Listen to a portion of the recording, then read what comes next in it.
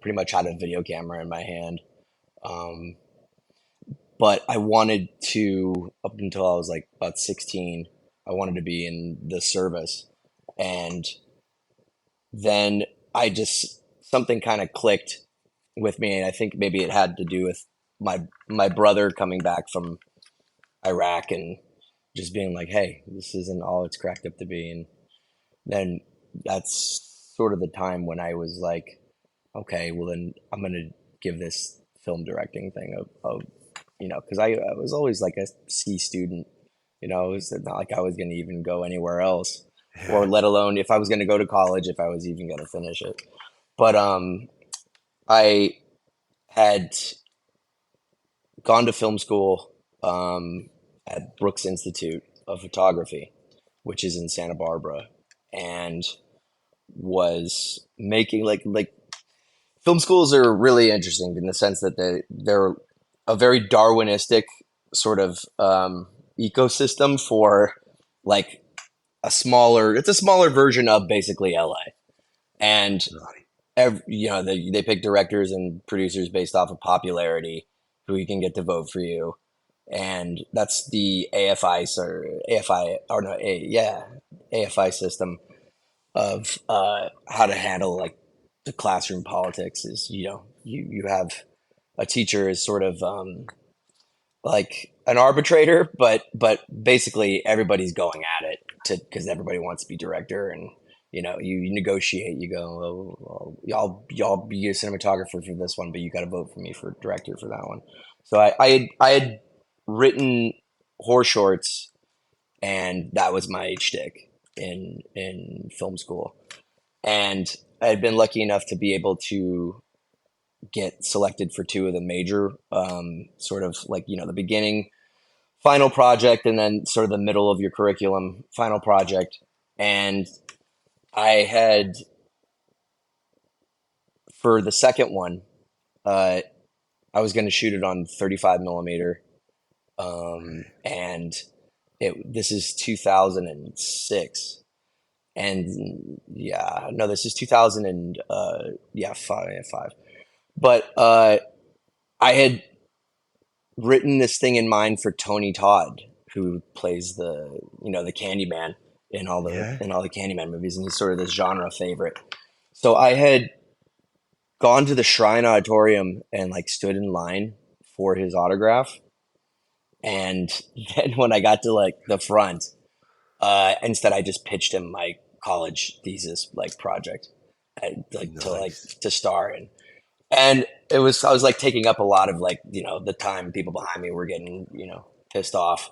And Sid Haig was actually sitting right next to him. And at some point he goes, yeah, sure, kid. He's going to do your little college film or your little student film. Okay. And I just like kind of snapped and I went, hey, no one's fucking talking to you, dude. And that's when like Tony was like, oh shit, all right, and I'll read this thing. He's got some balls, Yeah. and so he read it, and I sent it to his manager. He read it, and like 4 days later, I got an email from him. He was like, "What's your cell phone number?" And he called me. And he's like, "Yeah, I'll do it." Um, he liked the script. It was kind of a role that he didn't get to play very often.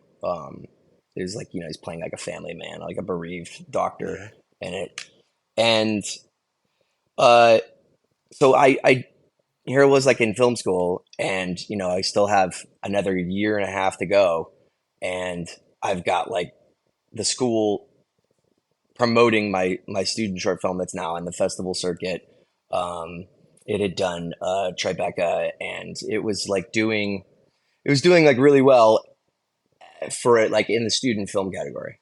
Um, and that's about the time that I met uh, a music video director, very like prolific in hip hop and metal, by the name of Rage, Yeah. and I was his like you know protege and writer basically, and it got to be such a crazy workload going back and forth between Santa Monica, Santa Barbara, and LA, that I just had to quit and go right into making music videos. I'd sort of like it really like I moved very quickly as someone who was doing everything: writing, producing, and directing.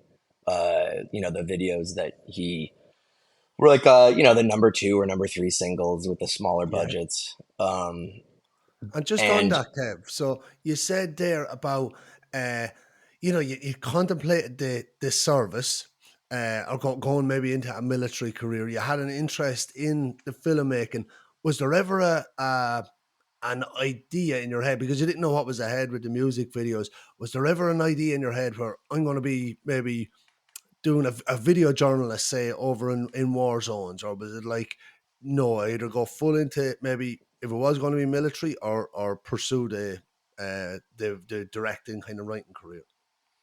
yeah, there was a time when I thought I was gonna go right into the service and I was gonna join the Navy, and it was like I just I found out kind of quickly though, just from uh my time. I was like in Boy Scouts heavily too, and there's a lot of overlap um between sort of like leadership skills Yeah. and I mean that's basically what directing is. You're The way I've always looked at it is, like you're the most capable helper on set. Okay. You're somebody who, it's a collective vision, but everything is the director's fault, and Mhm. shit rolls downhill, and there's obviously a bit of politicking involved. You have to know how to keep people motivated. So the two sort of, uh, in my mind, had some overlap. Did that answer Yeah. your question? Yeah, no, no, definitely. And I suppose with that, is that why they're looking for in the film school? They're looking for that kind of leader to rise out, or the one that's able to, Yeah. influence for votes. Because leadership is such an essential skill, is it, in Yes. becoming a director?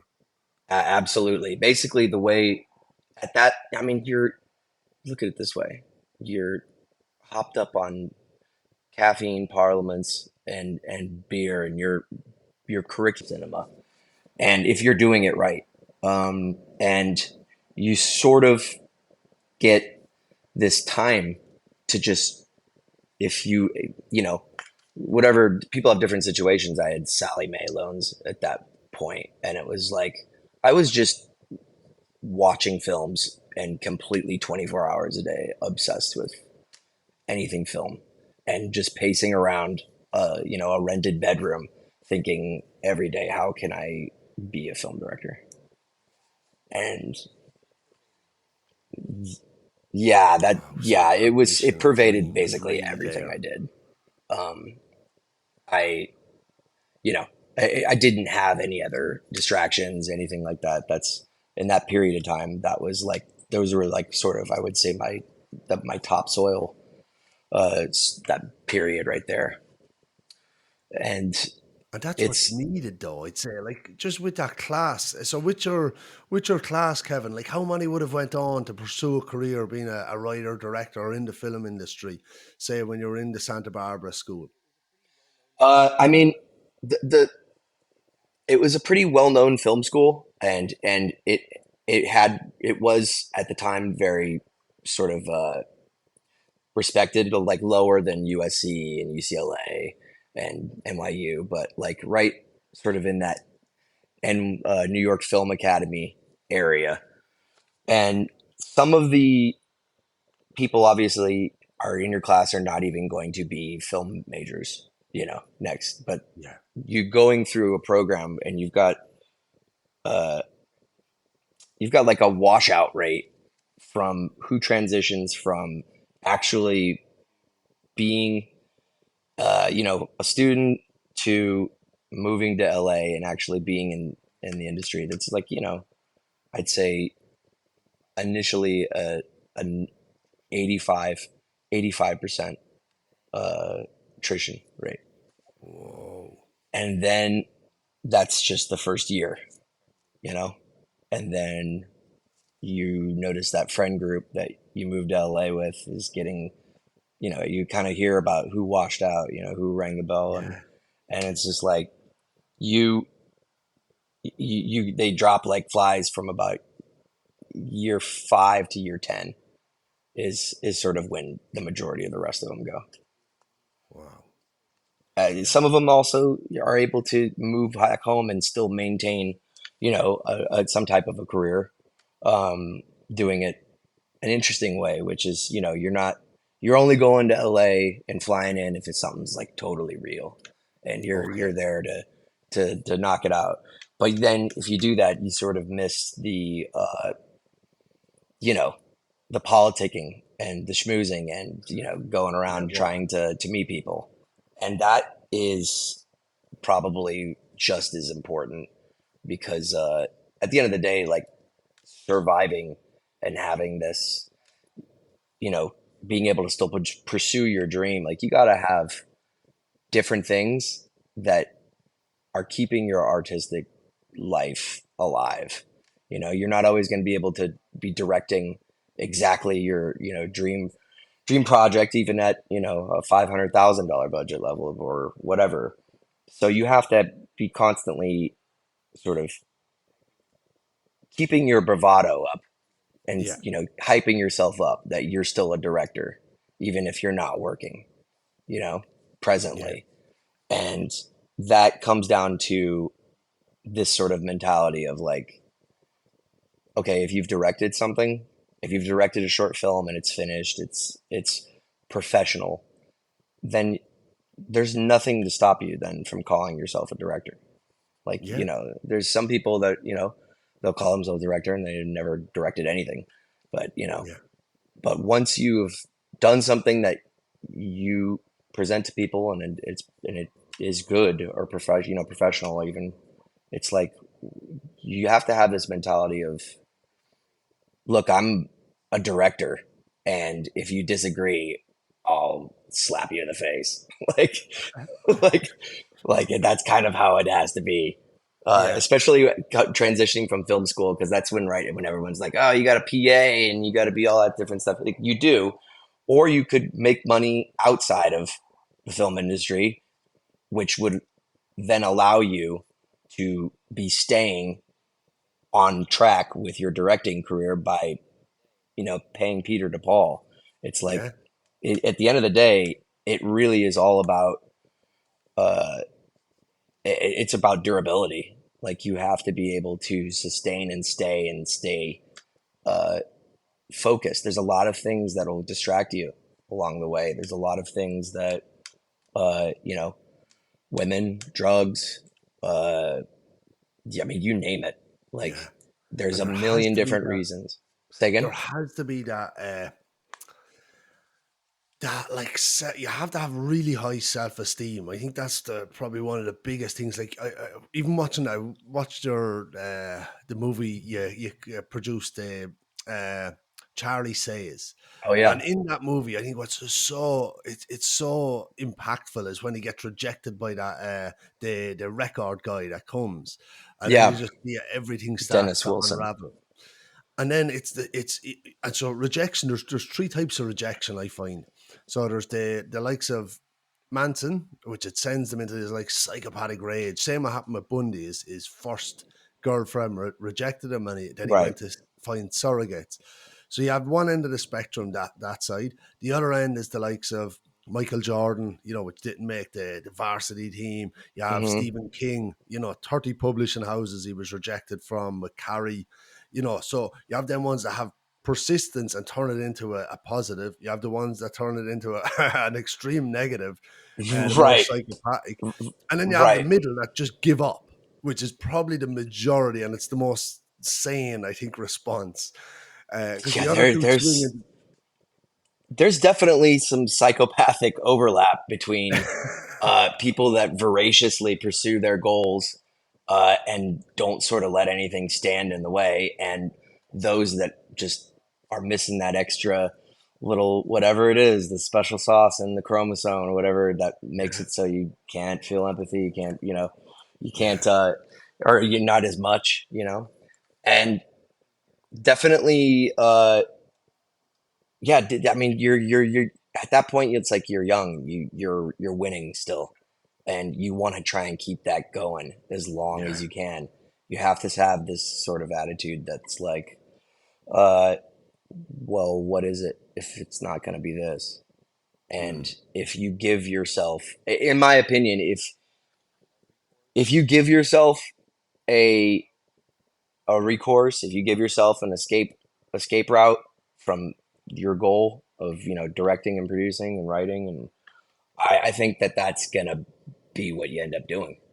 You know, you yeah, have to have almost no options that are really viable for you. You have to, yeah, especially when it comes to making money. It's like that can be a great motivation, right? Because it's like I didn't start making any real money in categories of things that I at the time was like really into.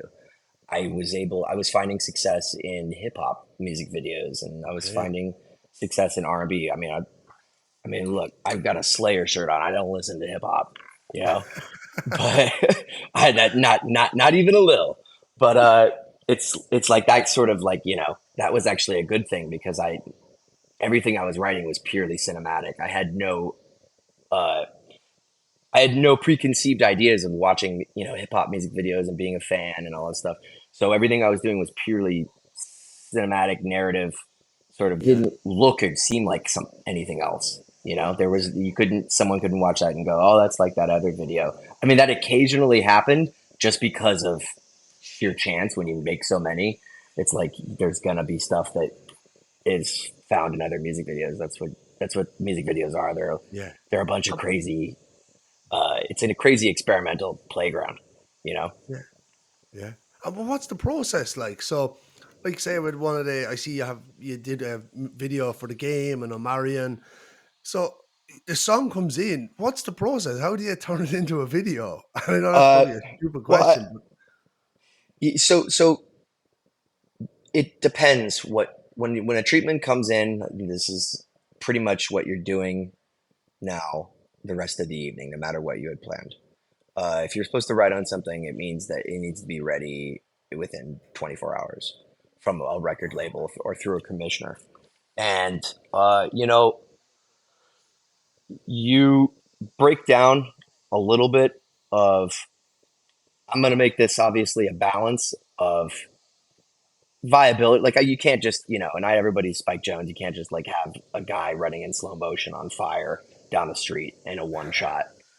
Like sometimes you can do that, but you're balancing what is conventionally a visual that audiences are used to taking in. Whether it's uh, a, a performance in front of something that the music is eliciting, you know, that ties it sort of in logically. But a lot of the narrative stuff is usually where I would sort of just go ham. Like I would yeah, write stuff that like most of the times it was like, who the fuck is this guy? Like, why this is insane. And other times it would be like it'd be like, oh man, I like this. This is yeah, new or something like that. And those are the ones where if you get to make those ones, they become calling cards, right?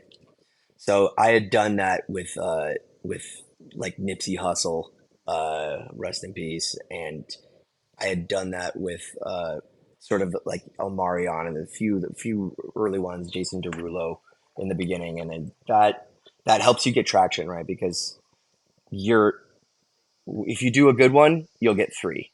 You'll probably like if you like I'd say do a good music video and it's on the countdown and all that stuff. You'll get more work. It's just making the music videos and getting them on budget is a lot of times in that industry very, very difficult because of what expectations are, the how even in 2008, 9, 10, it's like budgets were already dwindling.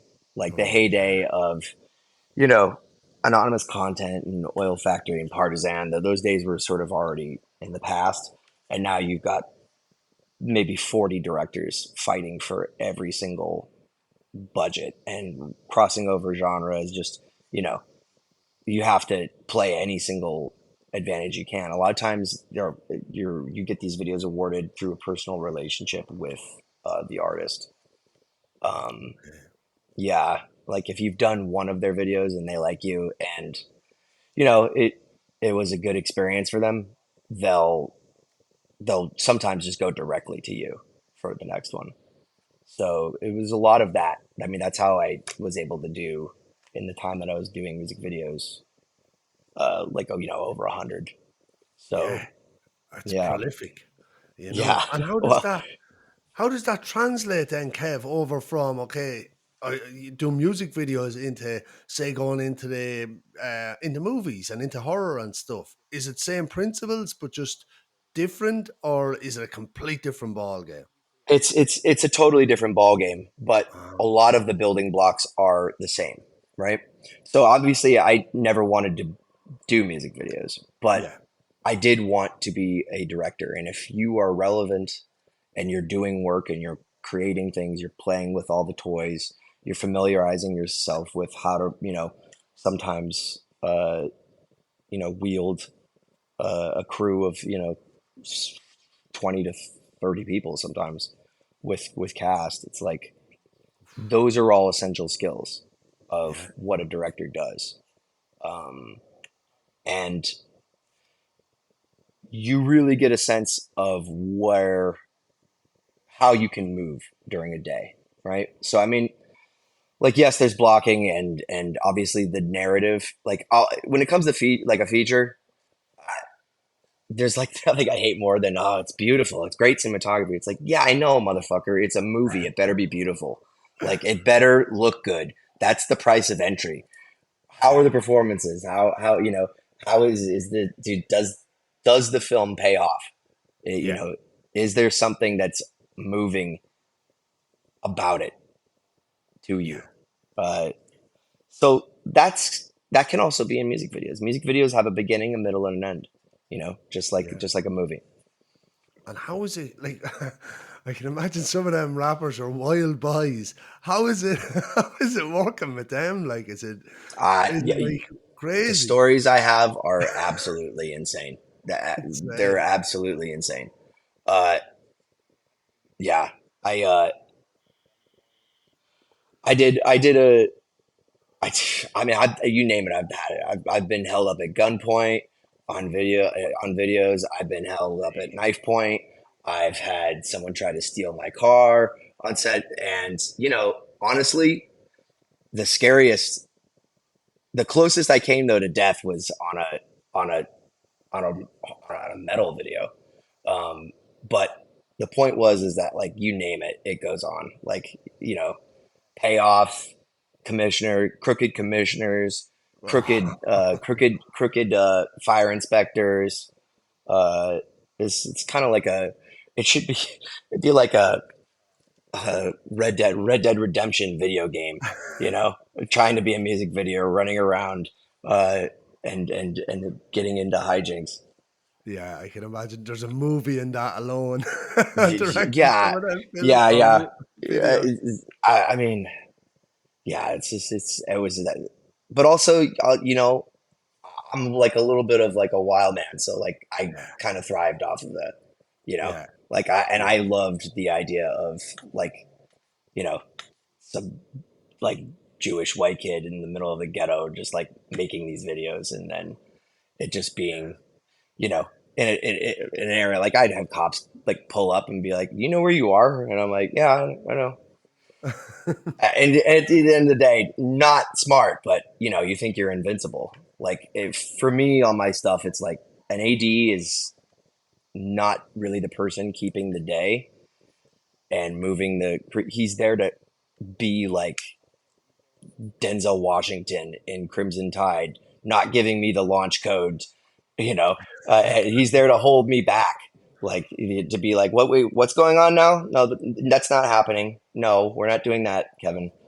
Yeah. I've gotten a lot better because with like age and experience, you realize that there's nothing that would ever warrant or justify putting anybody else's safety in harm's way. But my own, I was like, oh, whatever. I was like, Yeah. this is a lot of fun.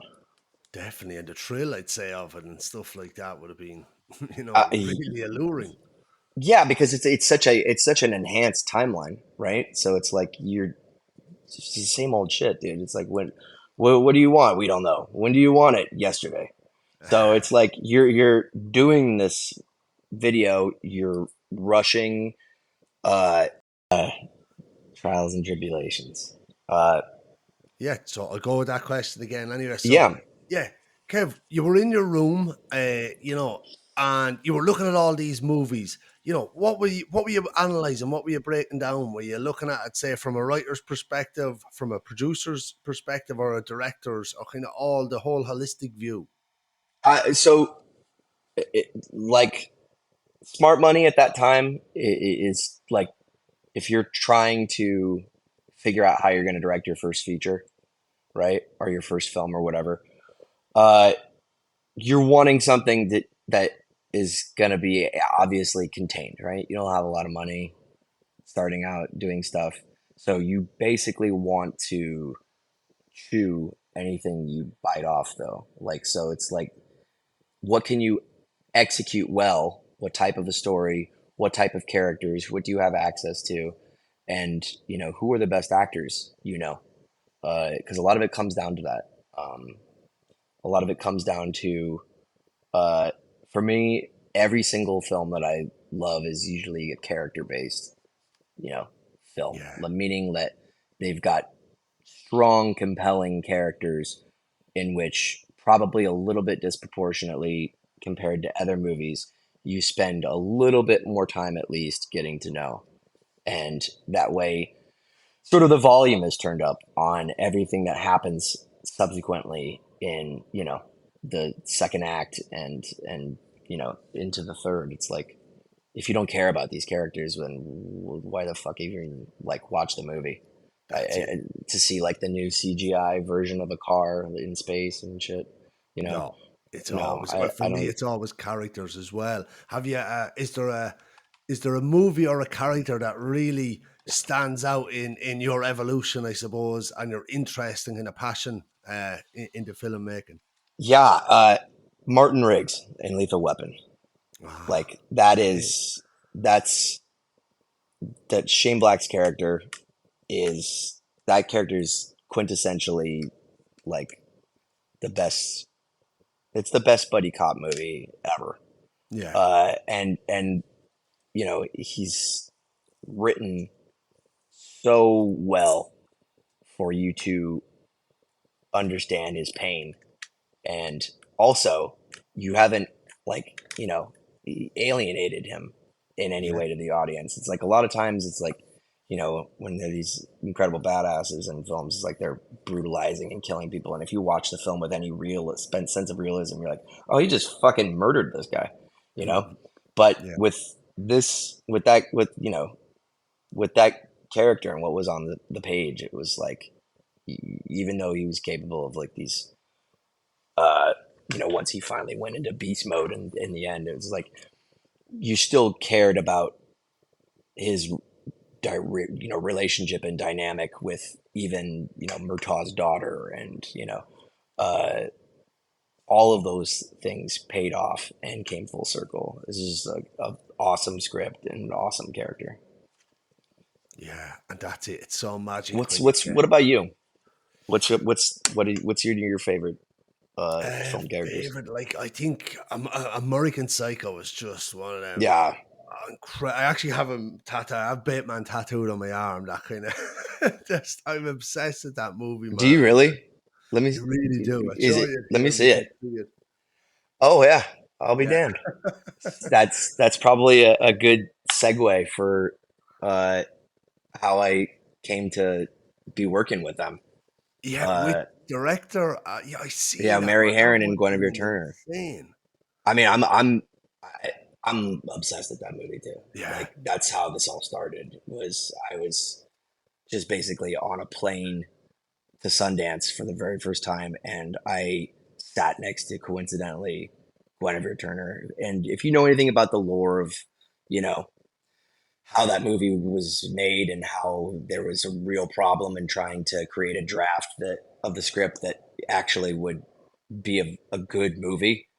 Uh, okay. because I mean, you couldn't just do the book as is. There had to be a more concentrated theme and way of telling the narrative, and everybody in town tried to like take a crack at that script and adapt it, like Oliver Stone, you know, Yeah. Stuart Gordon, all these, like everybody. And at some point, everybody wanted to kind of play that, you know, wanted to play Bateman. DiCaprio was at one point going to play him. Tom Cruise was circling it at one point, and without that take that those two women came up with, that movie's not working. Yeah, it I wouldn't have just been don't. I just, the yeah. icon it is. I Like mean, that's no disrespect to, you know, BEE, but the film would be really, really fucking just satanic, right? I mean, there's really no other way. It'd just be like, why? So I'm sitting next to Gwen Turner, and I'm like, oh, hey, I know who you are, and uh, and she's had like a couple of drinks, and she goes, oh, American Psycho, and she's like, oh, so I'm like, I'm a huge fan, and she's like, so which one are you? And I go, what do you mean? And she goes, I said you're a huge fan, so are you a serial killer or a dork? And I was like, at first I was like, you fucking, I'm a serial killer, bitch. But then I was like, no, I'm a dork. I'm a dork. Uh, and I was like, one day, like, you know, I want to work with you. Like, I've seen that movie a million times. I've seen, you know, all you and Mary's other stuff too. I was just like already a huge Mary Harron fan. Um, and basically, at some point in 2002, a bestseller. I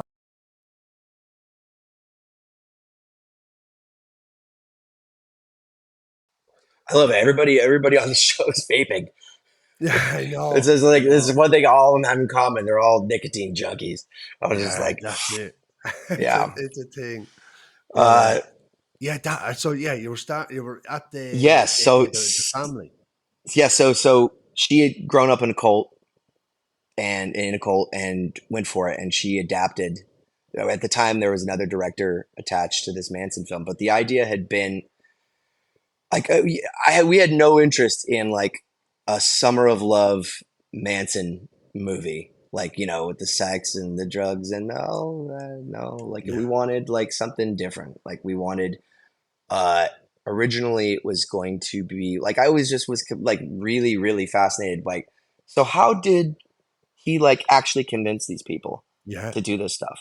It was so weird that he had, you know, he supposedly had killed somebody previously, and I think there is some credibility to that. But Manson was like this, you know, like impish, just hobo. yeah, It's like, how the fuck did he do this? And I was in my mind thinking it was like something Hannibal Lecter-y, you know, something like you know where he's like you know whispering to Migs, but really it's just that they were like really dumb and on meth. You know, yeah. those two combos will do it. And Uh, vulnerable people with and low yeah, self vulnerable as esteem. hell, obviously. Yeah, but I Yeah, mean, he had been he had already probably had a PhD by then, and you know, locating his next mark yeah, because he had. I mean, you're talking about somebody who's at that point been a street pimp already, which you know, at his size, it's like he'd had to be pretty kind of vicious, or you know, at least able to convince people he was. And I just wanted to see in the room actually, how did he do it? And obviously that means that this film is mostly then about the women, right? Yeah, And at the time, it was like we had another director attached, Jonas Ackerland, uh, big big music video director. He did Spun, and it was like he still sort of was leaning into the elements of the Manson film we weren't really interested in. And then Guinevere wrote this draft, and it became a natural sort of butting of heads. Like we were the producer, me and my partner at the time were like very pro having something original, and that's what Guinevere Shaw, signed up for. yeah, And so we had to part ways with that director, and then uh, and that that sort of stuff goes on, right? When it comes to you're making like a multi-million-dollar movie, and it's gonna have based off of like a pretty big story. There's gonna be probably different writers and different directors attached before you realize, you know, finally the one that's gonna do it. yeah. And that's when we were able to get the film through Guinevere to Mary. And she read it and we had been sort of, uh, we had given her the script prior to like, uh, the final straw with the last director. And she immediately, said, I'm in, I want to do this. And that was like such an awesome day because Oh, it's like, dude, this is sort of like the movie itself had been tried, they had tried to do that book for a long time. And the book wasn't even that uh like special. It was more just like a sort of a plain spoken, long, wordy transcript of everything that had happened. But having that book gave you the clear chain of title to a lot of elements that would not be considered public knowledge. yeah. Um, so that's sort of how we were able to tell that story.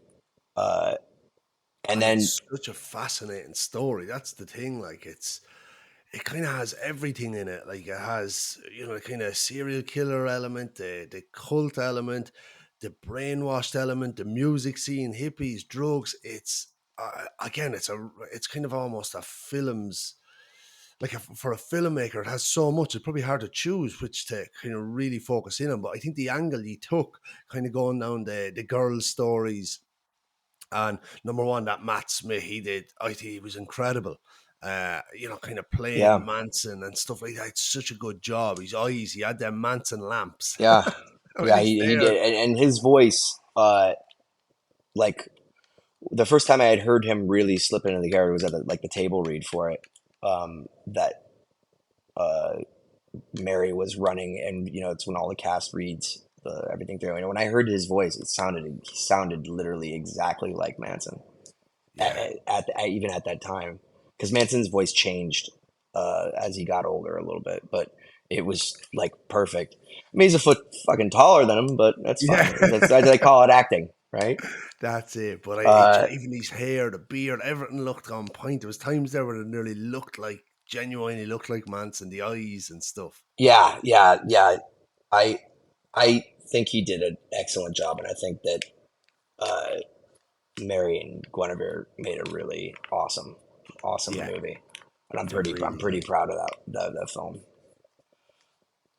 Yeah, and that's it, to get that angle on it because there's so much, and I think you're so right. And you kind of just don't want to go into the kind of hippie, sex, drugs, rock and roll, or kind of music scene, but to have it from the girls' side of the stories.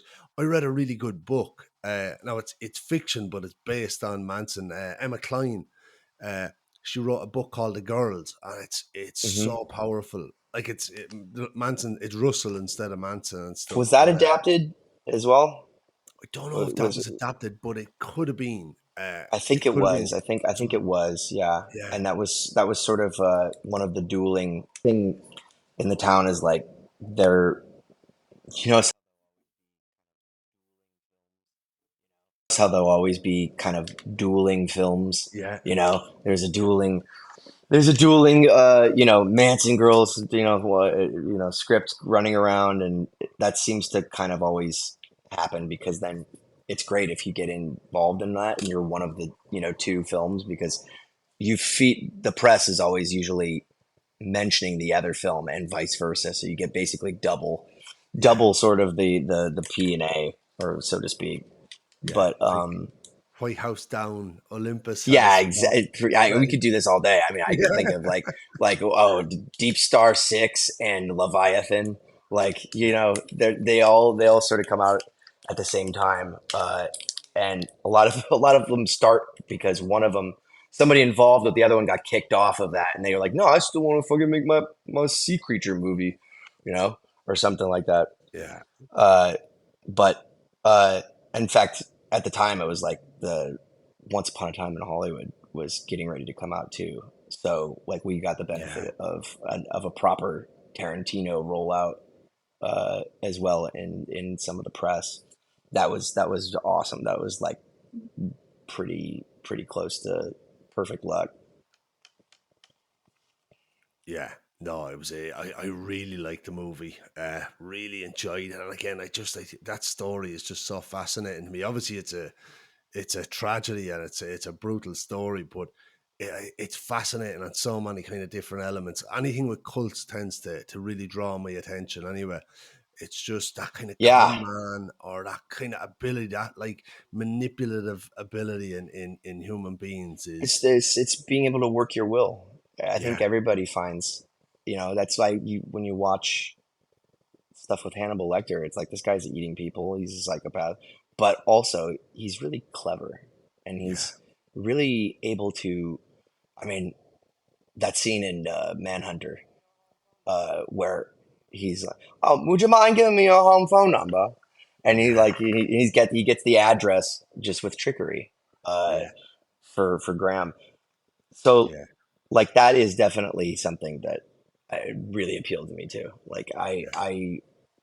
I've found a lot of my stuff has sort of woven themes of like that type of control in it.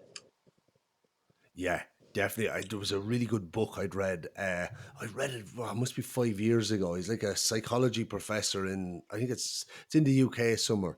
But he wrote a book. He wrote The Wisdom of Psychopaths was one of his books where he breaks down all the structures of psychopathy and how it can how it can be like a pro social thing rather than an anti-social thing.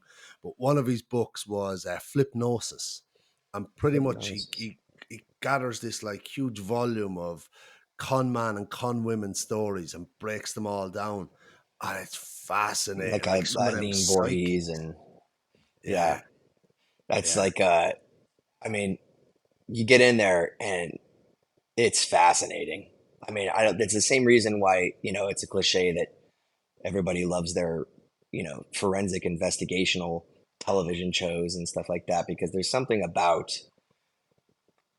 these people that go off and do these things. They had mothers, somebody at one point held them in their arms, uh, you know, and somewhere along the line, for multitudes of different reasons, lots of different overlap though. In If you're making a pie graph of what turns them into that, there's a lot of overlap for many of them, but it's fascinating because they could be person next door. They could be your friend. They could be podcast hosts. that's it. It can be anyone, Yeah, and I think that's the like. And here's the thing that fascinates me. It's like it's the ones that don't get away. Like imagine like, and I know this is well, it's probably on a bigger scale, but like a Bernie Madoff. Like imagine he right, had kept getting away and kept getting away. And then I think, right, he got caught. The financial crash yeah, happened.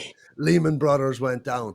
But there's probably someone bigger than him out there. Like we had that Sam Bankman Fried, what was he, FTX and stuff. Well, there's right. someone out there running a scam that's going to be like that There's will Doctor never get No. caught. Doctor No is out there. Yeah, he Is is, and there's that's always one. that's our Spectre.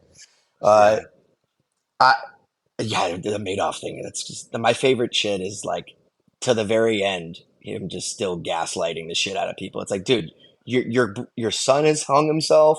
Yeah. You're dying. Like, give it up. Stop. Give it up. Like, but the thing is that in his own mind, those people and their money were lucky enough to have ever encountered each other in the first place. That was You he know, said that they earn money with me, but like again, it's the abdication of blame and like I don't know. There's kind of two things. He was literally just like level 10 psychopath and was like remorseless and the arrogance, or else to deal with, I suppose, the level of because a lot of the people he was taking the money from were like friends. Like he'd go down to right, right, the synagogue down in Florida. Was it like on Palm Springs or somewhere down there? right. And he'd be like hustling pretty much, but like under the Well, radar. the way the pyramid worked too was he would go from one person that had trusted him completely to then the person whose money is going to be paying off their money,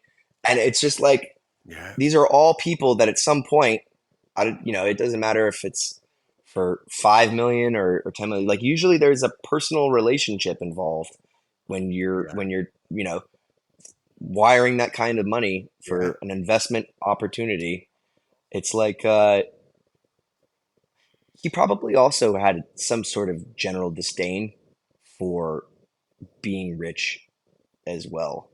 I think because I it really isn't about what it sort of affords you. To him, it was sort of just about it was a barometer for power, like it right, was. And and he grew up in Brooklyn in very middle class that's how he was upbringing. able to do it. That's Yeah, how he was and able to do it. he didn't even live a lavish life. Like the money The, was like no, the secondary. There money was was something like else driving. Like, yeah, it was definitely an undercurrent of something else driving that man. right, and it had probably a lot to do with uh, believing that you can be in it and not of it, right? Yeah, and that's so true because in one of the documentaries I watched, for like he didn't have the family name, like and within that financier cohort, It's like especially in Jordan New York. Belfort in Wolf of Wall Yeah, Street.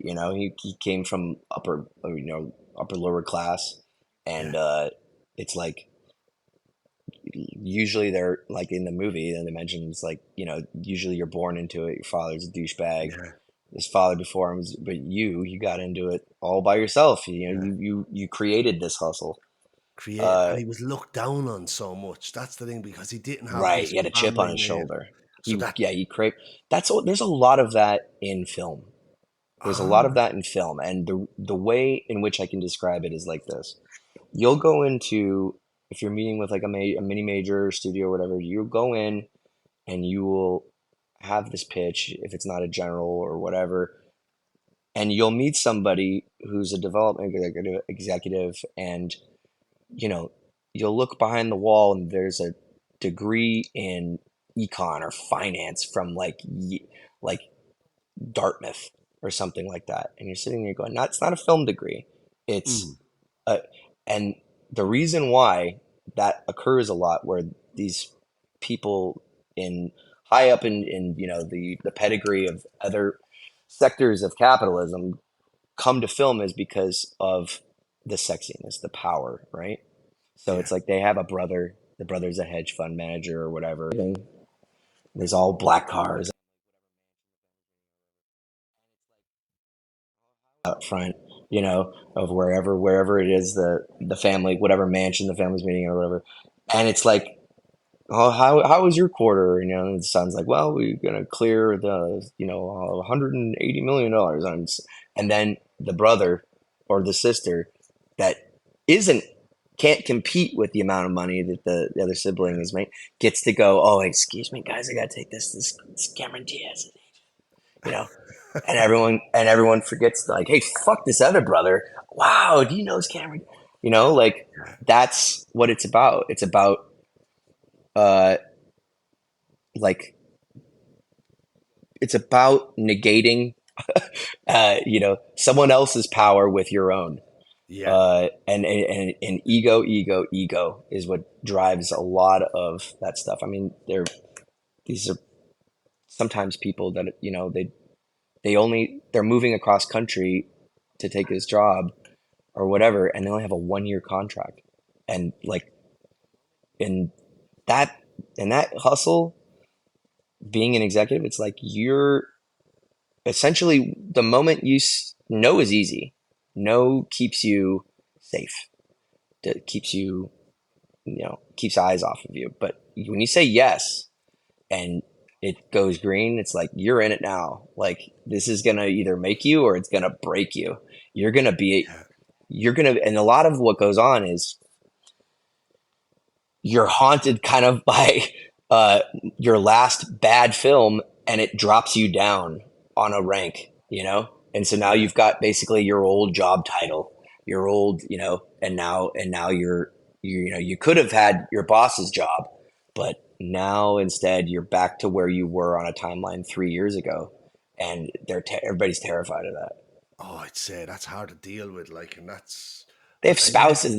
They moving like, on a 1 year contract. They've got. I'm not like, playing the world's smallest violin for fucking development executives, but like you know it is extremely stressful to be doing that job.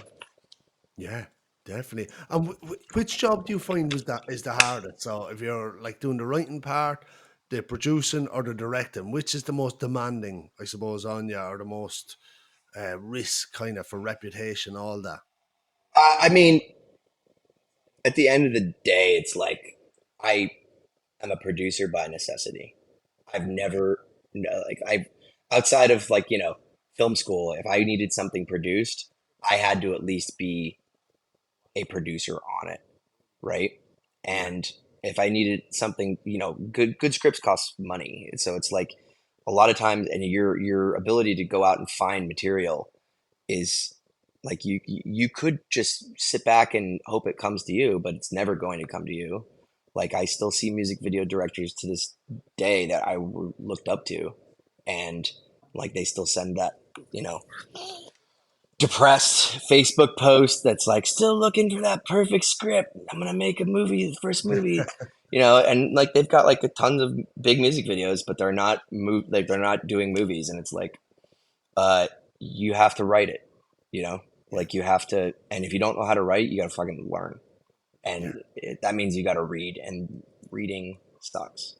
yeah, So it's yeah. like, uh, I but see. producing is probably my least favorite because it's sort of a thankless job. You know, Yeah, it's cool. Honestly, the part I enjoy most is working hand in hand with the director and getting a little bit extra sort of respect. And I'm not like, the money producer. Sometimes I am, but like I'm not. I'm a director first, and so it's kind of a nice dynamic when you're working with a director like Mary Herron, who's, I absolutely adore yeah, everything she's ever done. Like, I don't think adore is the wrong word, but revere. There you go. yeah, Uh, and so it's nice to like be able to have those perspectives as a director and a producer. But yeah, producing by far, I mean, fucking just phone calls and uh, dealing with timelines that are usually not plausible for what needs to go on. yeah. I see so much like chatter around like AI is going to take it all. Like I personally don't see it as such of a threat for writing and stuff. Like I think it's I know we're at the very beginning, but I still think like I'm less convinced that AI can write like could write American Psycho, or it could write Well, it's an you know adaptation. yeah, And we did something very scary with it actually. Um, when Chat what, like got it to GBT was, work to write yeah, when something. Chat GBT, yeah, I mean, I don't like to brag. I'm a little savvy when it comes to this stuff. So Okay, it's like I know my way around a Chat GBT bar. So like we, Guinevere Turner and I had an adaptation, you know, created of American Psycho without, by and also excluded anything related to the movie that was made. So that means the okay, script, anything, and it came up with that opening with the VO over his routine. Like the opening was actually the same, and the system did not know anything and could not use anything related to her film.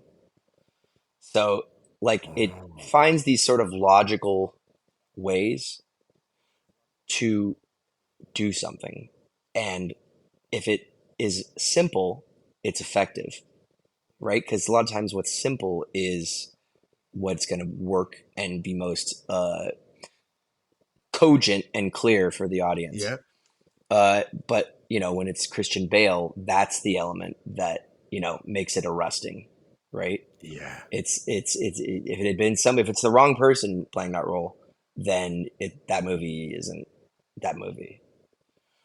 And so, do you So see a future Hollywood which AI is very much in the embedded in the creative process to an extent? uh,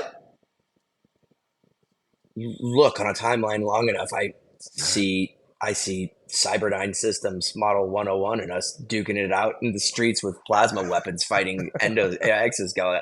Like no shit. Like James Cameron's nightmare on a timeline long enough. Of course it will happen. yeah, We're putting chips in people's heads now. yeah. And Terrifying. it's working and crazy shit is happening. It's almost like I feel like in 10 years there's going to be a name for how the technocrat uh, the technocrat class created without knowing it, life imitating art imitating life.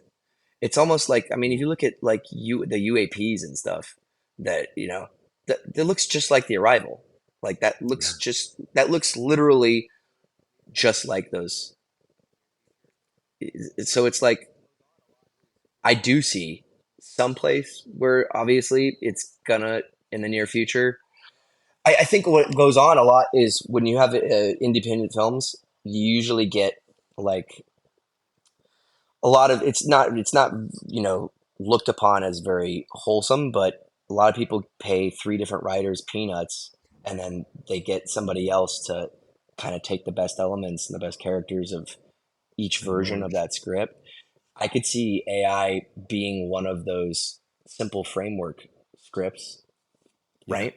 And so if you're creating the framework, the general plot with AI, then you can take another script that was written by a person with a sense of personal character touch, right? I believe that this was written by,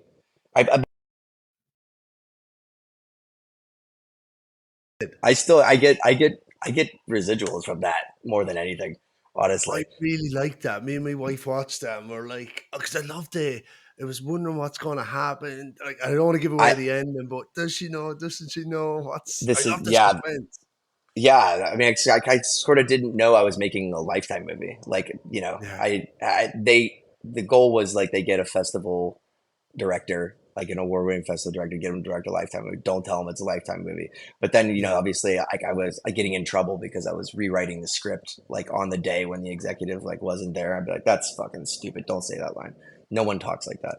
And uh, but then like technically, it just didn't. It wasn't moving like a Lifetime on film on the day. Like yeah, we had like we had things moved around in places where it's like somebody, I hope, clearly cared about that film. Um, but yeah, I Am Fear is the one that I'm like most sort of.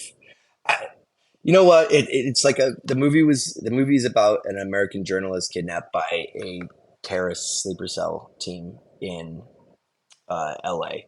and she's going to be beheaded live on the internet. And oh, it's like ripped from the pages of Nick Berg and Daniel Pearl. I had made a short film about it too called Isa Samir that did the festival circuit and did well, and that was like that was the film that was like my main calling card for all the music videos for some reason. I Because it had sort of like a handheld Reykjavik sort yeah, of like frenetic style, a la like Paul Greengrass, uh, and it's like it seemed kind of like a stuff film. Like that was what really people like were affected by. and I got to make the feature version of it uh, in 2019 or 18. Um, Okay. and it's just like but the film at the end of the day is just like so ghastly, right? Yeah. And it's got Up such my a alley. it's got such a like a like everybody read that script, but everyone was like, I was like, oh, you guys like the script? Like, oh, I like the script. And I'm like, oh, can we talk about maybe it working for your slate? Like, oh no, we're never making like the the journalist turns into a demon movie and eats all the terrorists film. We're not. Oh fuck no. They're like, no, but what else you got? Uh, and it's like I'm just most proud of the fact that I stayed with that, like adapting it from the short all those years, like Yeah. 10 plus years, and cast a lot of the same actors in it uh, Yeah. as well. They just got like, receding hairlines and stuff. Yeah, But that's class though. I like that story. Definitely gonna have to check that out. And I want to quiz you on one others. The yep. Paddy's in the Boot. It Mm. was shot in I was wondering Irish. if you're going to ask me about it. Yeah. Yeah. Yeah. I mean, that's like my favorite, like, thing I've done. But award Um, winning. Yeah, that did yeah. so well. That must have been a huge thing for you. It was the Irish Short Film Academy Award submission that year.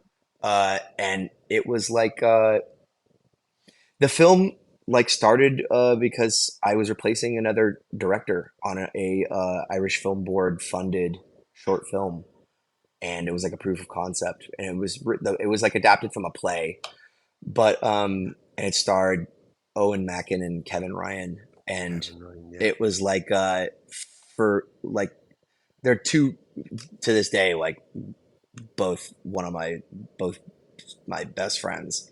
But like that short film was like what got me uh, the opportunity to do that telefilm, uh, Yeah. Heard Our Past.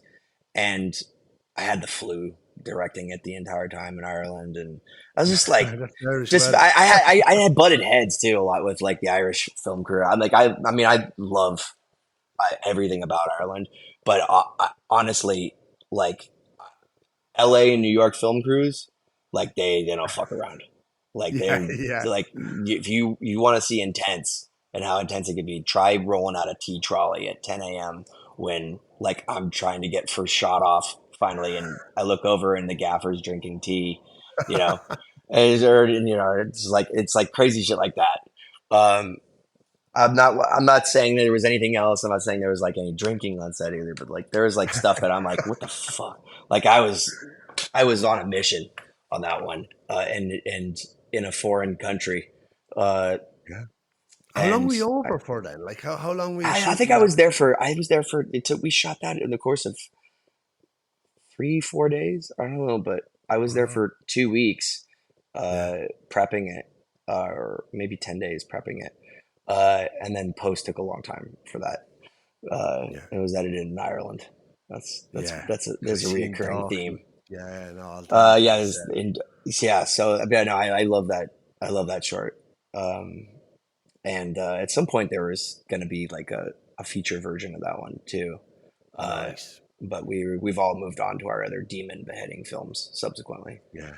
We all They're have good our too. respect. We all have our respective. She turns into a demon movie and eats people films. Yeah. Uh, Um, Kev, what's next on in the pipeline? uh, so I'm producing right now.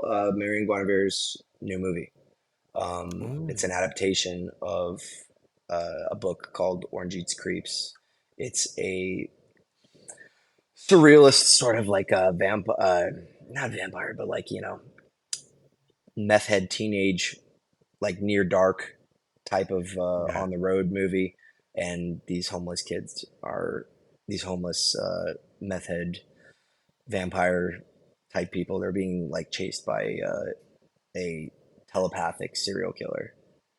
It's Cool. like yeah, and it's a great script that Guinevere wrote for it, and we're gonna start shooting it probably around the end of the year. Nice. I'll have to look out for that.